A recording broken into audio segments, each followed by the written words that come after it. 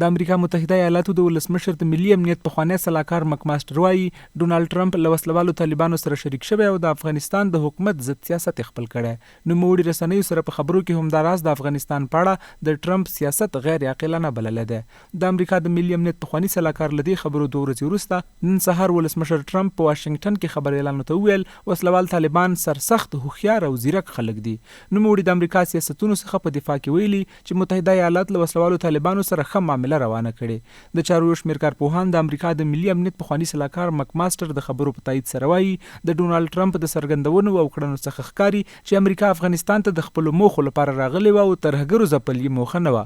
دوی وایي وسلوالو طالبانو جهاد نه کاوه بلکې د قدرت ترلاسه کولو لپاره یې جګړه مخ ته وړله چې امریکا سره تر ملګرتیا او شریکېدا وروسته د بهرنیو پر وړاندې یو ټک هم نه دی کړی خو د خپلو افغانانو پر وړاندې یې جګړه نوره هم سخته کړې ده. دوی ولې ترجیح ورکوي د افغانستان دولت نه چې یو دولت د مقتدر دولت د بیا طالبانو ته چې هغه یو اشوبګره ډله ده دا زموږ د افغانانو لپاره غیر قابل د برداشت. نور د افغان ولس دغه شوبازي دغه مداریتوب او دغه دوه مخې سیاستونه او درې مخې سیاستونه نشي زغملی.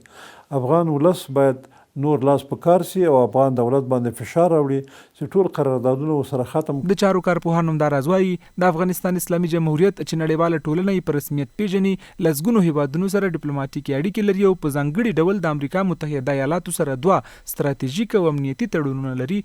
نه باید مخالف وسلواله ډله یې وستایل شي او کمپاین ورته وشي.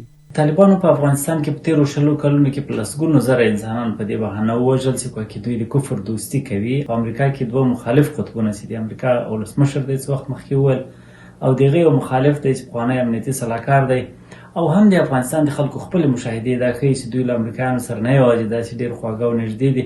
د امریکا د ولسمشر ډونالد ټرمپ تر څرګندونو څو ورځې مخکې د افغان سولې لپاره د متحده ایالاتو ځانګړي استازي زلمي خلیلزاد هم ویلي وو چې امریکا وسلوال طالبان نوي متحدین دي او د ملګرتیا ازمایښتي دوره کې دي.